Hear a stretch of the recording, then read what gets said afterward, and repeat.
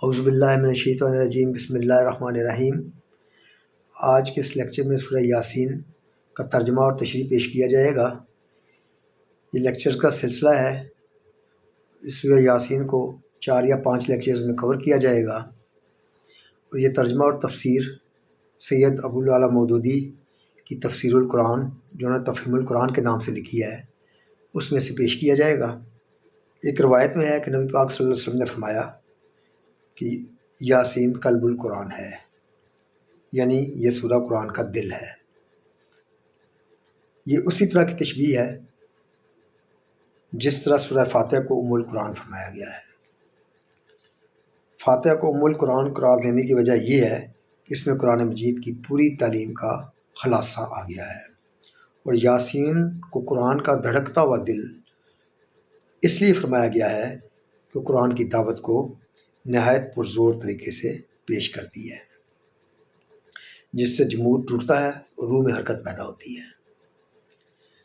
ایک اور روایت میں کہ حضور صلی اللہ علیہ وسلم نے فرمایا کہ اپنے مرنے والوں پر سورہ یاسین پڑھا کرو۔ اس کی مصلحت یہ ہے کہ مرتے وقت مسلمان کے ذہن میں نہ صرف یہ کہ تمام اسلامی عقائد تازہ ہو جائیں، بلکہ خصوصیت کے ساتھ اس کے سامنے عالم آخرت کا پورا نقشہ بھی آ جائے۔ وہ جان لے کہ حیات دنیا کی منزل سے گزر کر اب آگے کن منزلوں سے اس کو سابقہ پیش آنے والا ہے۔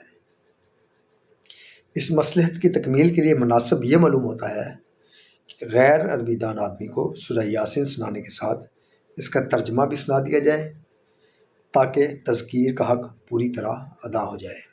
اس کے سورہ کے انداز بیان پر غور کرنے سے محسوس ہوتا ہے کہ اس سورت کا زمانہ جو ہے، زمانہ نزول جو ہے، یا تو مکہ کے متوسط دور جو ہے، دور متوسط جو ہے اس کا آخری زمانہ ہے، یا پھر یہ زمانہ قیام مکہ کے آخری دور کی صورتوں میں سے ہے۔ اس کے موضوع مضمون جو ہے اس کا مدعا یہ ہے کہ کفار قریش کو نبوت محمدی پر ایمان نہ لانے اور ظلم و استہزاء سے اس کا مقابلہ کرنے کے انجام سے ڈرانا ہے۔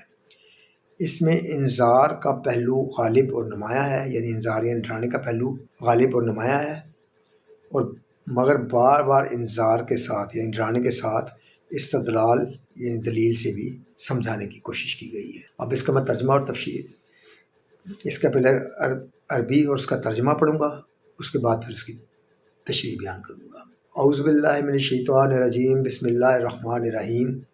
یاسین والقرآن الحکیم۔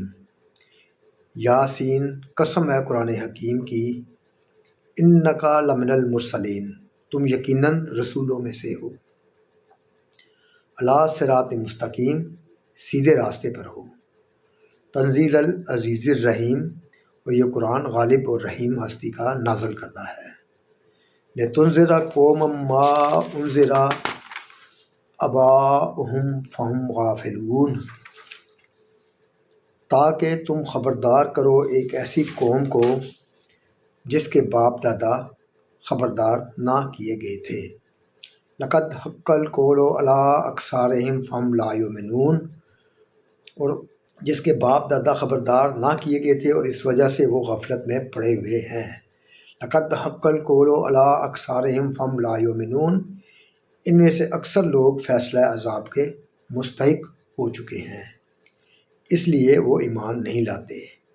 انا جعلنا فی اعناقہم اغلالا فہی الی الاذقان فہم مقمحون، ہم نے ان کی گردنوں میں توق ڈال دیے ہیں جن سے وہ ٹھوڑیوں تک جکڑے گئے ہیں، اس لیے وہ سارے اٹھائے کھڑے ہیں۔ وجعلنا من بین ایدیہم سدا ومن خلفہم سدا فاغشیناہم فہم لا یبصرون، ہم نے ایک دیوار ان کے آگے کھڑی کر دی ہے اور ایک دیوار ان کے پیچھے، ہم نے انہیں ڈھانک دیا ہے، انہیں اب کچھ نہیں سوچتا۔ وَسَوَاءٌ عَلَيْهِمْ أَأَنذَرْتَهُمْ أَمْ لَمْ تُنذِرْهُمْ لَا يُؤْمِنُونَ، ان کے لیے یکساں ہے کہ تم انہیں خبردار کرو یا نہ کرو، یہ نہ مانیں گے۔ إِنَّمَا تُنذِرُ مَنِ اتَّبَعَ الذِّكْرَ وَخَشِيَ الرَّحْمَنَ بِالْغَیْبِ فَبَشِّرْهُ بِمَغْفِرَةٍ وَأَجْرٍ کَرِیم۔ تم تو اسی شخص کو خبردار کر سکتے ہو جو نصیحت کی پیروی کرے اور بے دیکھے خدائے رحمان سے ڈرے، اسے مغفرت اور اجر کریم کی بشارت دے دو۔ انا نحن نحیی الموتى ونکتب ما قدموا وآثارهم وکل شیء احصیناہ فی امام مبین۔ ہم یقیناً ایک روز مردوں کو زندہ کرنے والے ہیں، جو کچھ افعال انہوں نے کیے ہیں وہ ہم سب لکھتے جا رہے ہیں، اور جو کچھ آثار انہوں نے پیچھے چھوڑے ہیں وہ بھی ہم ثبت کر رہے ہیں۔ ہر چیز کو ہم نے ایک کھلی کتاب میں درج کر رکھا ہے۔ اب اس کی میں تشریح پیش کرتا ہوں۔ یاسین، قسم ہے قرآن حکیم کی، تم یقیناً رسولوں میں سے ہو۔ اس طرح کلام کا آغاز کرنے کی وجہ یہ نہیں ہے کہ معاذ اللہ نبی پاک صلی اللہ علیہ وسلم کو اپنی نبوت میں کوئی شک تھا، اور آپ کو یقین دلانے کے لیے اللہ تعالیٰ کو یہ بات فرمانے کی ضرورت پیش آئی، بلکہ وجہ یہ ہے کہ اس وقت کفار قریش پوری شدت کے ساتھ حضور صلی اللہ علیہ وسلم کی نبوت کا انکار کر رہے تھے۔ اس لیے اللہ تعالیٰ نے کسی تمہید کے بغیر تقریر کا آغاز ہی اسی فکرے سے فرمایا کہ تم یقیناً رسولوں میں سے ہو، یعنی وہ لوگ سخت غلط کار ہیں جو تمہاری نبوت کا انکار کرتے ہیں۔ پھر اس بات پر قرآن کی قسم کھائی گئی ہے اور قرآن کی صفت میں لفظ حکیم استعمال کیا گیا ہے۔ اس کا مطلب یہ ہے کہ تمہارے نبی ہونے کا کھلا ہوا ثبوت یہ قرآن ہے، جو سراسر حکمت سے لبریز ہے۔ یہ چیز خود شہادت دے رہی ہے جو شخص ایسا حکیمانہ کلام پیش کر رہا ہے وہ یقیناً خدا کا رسول ہے۔ کوئی انسان ایسا کلام تصنیف کر لینے پر قادر نہیں ہے، اور محمد صلی اللہ علیہ وسلم کو جو لوگ جانتے ہیں وہ ہرگز اس غلط فہمی میں نہیں پڑ سکتے کہ یہ کلام آپ خود گھڑ کر لا رہے ہیں یا کسی دوسرے انسان سے سیکھ کر سنا رہے ہیں۔ تم یقیناً رسولوں میں سے ہو، سیدھے راستے پر ہو، اور یہ قرآن غالب اور رحیم ہستی کا نازل کردہ ہے۔ یہاں قرآن کے نازل کرنے والے کی دو صفتیں بیان کی گئی ہیں، ایک یہ کہ وہ غالب اور زبردست ہے، دوسری یہ کہ وہ رحیم ہے۔ پہلی صفت بیان کرنے سے مقصود اس حقیقت پر متنبہ کرنا ہے کہ یہ قرآن کسی بے زور ناسے کی نصیحت نہیں ہے جسے تم نظر انداز کر دو تو تمہارا کچھ نہ بگڑے، بلکہ یہ اس مالک کائنات کا فرمان ہے جو سب پر غالب ہے، جس کے فیصلوں کو نافذ ہونے سے کوئی طاقت روک نہیں سکتی، جس کی پکڑ سے بچ جانے کی قدرت کسی کو حاصل نہیں ہے۔ اور دوسری صفت بیان کرنے سے مقصود یہ احساس دلانا ہے کہ یہ سراسر اس کی مہربانی ہے کہ اس نے تمہاری ہدایت اور رہنمائی کے لیے اپنا رسول بھیجا اور یہ کتاب عظیم نازل کی تاکہ تم گمراہیوں سے بچ کر اس راہ راست پر چل سکو جس سے تمہیں دنیا اور آخرت کی کامیابیاں حاصل ہوں۔ یہ قرآن غالب اور رحیم ہستی کا نازل کرتا ہے تاکہ تم خبردار کرو ایک ایسی قوم کو جس کے باپ دادا خبردار نہ کیے گئے تھے اور اس وجہ سے وہ غفلت میں پڑے ہوئے ہیں۔ اس مقام پر یہ شبہ پیدا ہوتا ہے کہ اس قوم کے اسلاف پر جو زمانہ ایسا گزرا جس میں کوئی خبردار کرنے والا ان کے پاس نہیں آیا، اس زمانے میں اپنی گمراہی کے وہ کس طرح ذمہ دار ہو سکتے تھے؟ اس کا جواب یہ ہے کہ اللہ تعالیٰ جب کوئی نبی دنیا میں بھیجتا ہے تو اس کی تعلیم و ہدایت کے اثرات دور دور تک پھیلتے ہیں اور نسلاً بعد نسل چلتے رہتے ہیں۔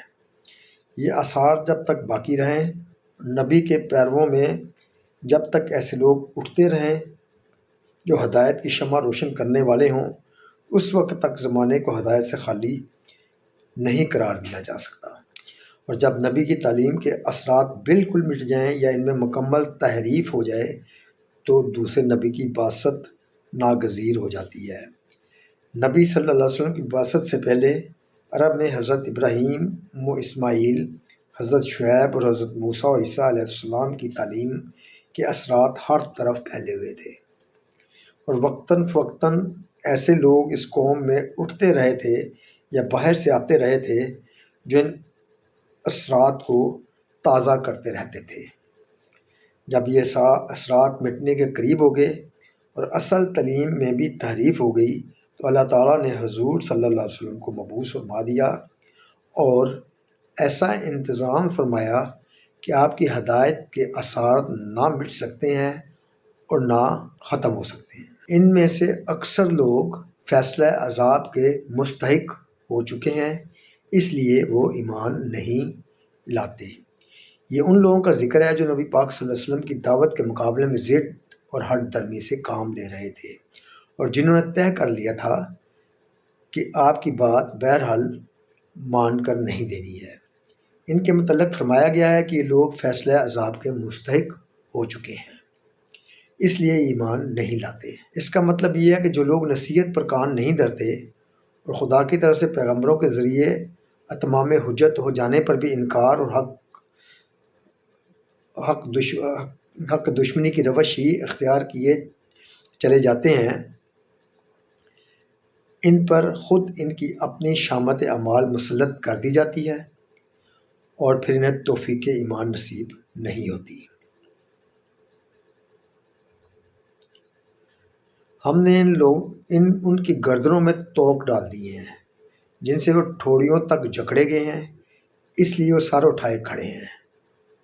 اس آیت میں توق سے مراد ان کی اپنی ہٹ درمی ہے جو ان کے لیے قبول حق میں مانع ہو رہی ہے۔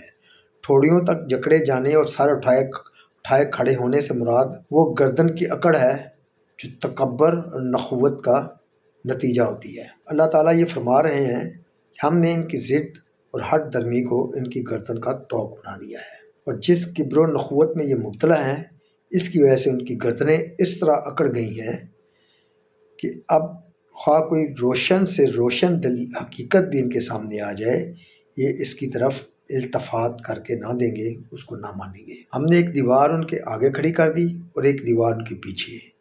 ہم نے انہیں ڈھانک دیا ہے، انہیں اب کچھ نہیں سوچتا۔ ایک دیوار آگے اور ایک دیوار پیچھے کھڑی کر دینے سے مراد یہ ہے کہ اسی ہٹ درمی اور تکبر کا فطری نتیجہ یہ ہوا ہے کہ یہ لوگ پچھلی تاریخ سے کوئی سبق لیتے ہیں، یعنی نہ یہ پچھلی تاریخ سے کوئی سبق لیتے ہیں اور نہ مستقبل کے نتائج پر کبھی غور کرتے ہیں۔ ان کے تعصبات نے ان کو ہر طرف سے اس طرح ڈھانک لیا ہے اور ان کی غلط فہمیوں نے ان کی آنکھوں پر ایسے پردے ڈال دیے ہیں کہ انہیں وہ کھلے کھلے حقائق نظر نہیں آتے جو ہر سلیم الطبع اور بے تعصب انسان کو نظر آ رہے ہیں۔ ان کے لیے یکساں ہے کہ تم انہیں خبردار کرو یا نہ کرو، یہ نہ مانیں گے۔ اس کا مطلب یہ نہیں ہے کہ اس حالت میں تبلیغ کرنا بیکار ہے، بلکہ اس کا مطلب یہ ہے کہ تمہاری تبلیغ عام ہر طرح کے انسانوں تک پہنچتی ہے۔ ان میں سے کچھ لوگ وہ ہیں جن کا ذکر اوپر ہوا ہے، اور کچھ دوسرے لوگ وہ ہیں جن کا ذکر آگے کی آیت میں آ رہا ہے۔ پہلی قسم کے لوگوں سے جب سابقہ پیش آئے اور تم دیکھ لو کہ وہ انکار و تکبر اور عناد و مخالفت پر جمے ہوئے ہیں تو ان کے پیچھے نہ پڑو، مگر ان کی اس روش سے دل شکستہ و مایوس ہو کر اپنا کام بھی نہ چھوڑ بیٹھو، کیونکہ تمہیں نہیں معلوم کہ اسی ہجوم خلق کے درمیان وہ خدا کے بندے کہاں ہیں جو نصیحت قبول کرنے والے اور خدا سے ڈر کر راہ راست پر آ جانے والے ہیں۔ تمہاری تبلیغ کا اصل مقصود اسی دوسری قسم کے انسانوں کو تلاش کرنا اور انہیں چھانٹ چھانٹ کر نکال لینا ہے۔ ہٹ دھرموں کو چھوڑتے جاؤ اور اس قیمتی متاع کو سمیٹتے چلے جاؤ۔ تم تو اسی شخص کو خبردار کر سکتے ہو جو نصیحت کی پیروی کرے اور بے دیکھے خدائے رحمان سے ڈرے، اسے مغفرت اور اجر کریم کی بشارت دے دو۔ ہم یقیناً ایک روز مردوں کو زندہ کرنے والے ہیں، جو کچھ افعال انہوں نے کیے ہیں وہ سب ہم لکھتے جا رہے ہیں، جو کچھ آثار انہوں نے چھوڑے ہیں وہ بھی ہم ثبت کر رہے ہیں۔ ہر چیز کو ہم نے ایک کھلی کتاب میں درج کر رکھا ہے۔ اس سے معلوم ہوا کہ انسان کا نامہ اعمال 3 قسم کے اندراجات پر مشتمل ہے۔ ایک یہ کہ ہر شخص جو کچھ بھی اچھا یا برا کرتا ہے وہ اللہ تعالیٰ کے دفتر میں لکھ لیا جاتا ہے۔ دوسرے اپنے گرد و پیش کی اشیاء اور خود اپنے جسم کے اعضاء پر جو نقوش بھی انسان مرتب کرتا ہے وہ سب کے سب ثبت ہو جاتے ہیں، اور یہ سارے نقوش ایک وقت اس طرح ابھر آئیں گے کہ اس کی اپنی آواز سنی جائے گی اس کے اپنے خیالات اور نیتوں اور ارادوں کی پوری داستان اس کی لوح ذہن پر لکھی نظر آئے گی، اور اس کے ایک ایک اچھے اور برے فعل اور اس کی تمام حرکات و سکنات کی تصویریں سامنے آ جائیں گی۔ تیسرے، اپنے مرنے کے بعد اپنی آئندہ نسل پر، اپنے معاشرے پر اور پوری انسانیت پر اپنے اچھے اور برے اعمال کے جو اثرات وہ چھوڑ گیا ہے، وہ جس وقت تک اور جہاں جہاں تک کار فرما رہیں گے، وہ سب اس کے حساب میں لکھے جاتے رہیں گے۔ اپنی اولاد کو جو بھی اچھی یا بری تربیت اس نے دی ہے، اپنے معاشرے میں جو بلائیاں یا برائیاں بھی اس نے پھیلائی ہیں، اور انسانیت کے حق میں جو پھول یا کانٹے بھی بو گیا ہے، ان سب کا پورا ریکارڈ اس وقت تک تیار کیا جاتا رہے گا جب تک اس کی لگائی ہوئی یہ فصل دنیا میں اپنے اچھے یا برے پھل لاتی رہے گی۔ صدق اللہ العظیم۔ ایک رکوع ہم نے ترجمہ اور تفسیر کے ساتھ بیان کیا ہے۔ انشاءاللہ دوسرے لیکچر میں اس سے اگلا رکوع جو ہے یا اس کا کچھ حصہ پیش کیا جائے گا۔ آخر دعوانا الحمدللہ رب العالمین۔ دعا میں یاد رکھیں۔ السلام علیکم ورحمۃ اللہ وبرکاتہ۔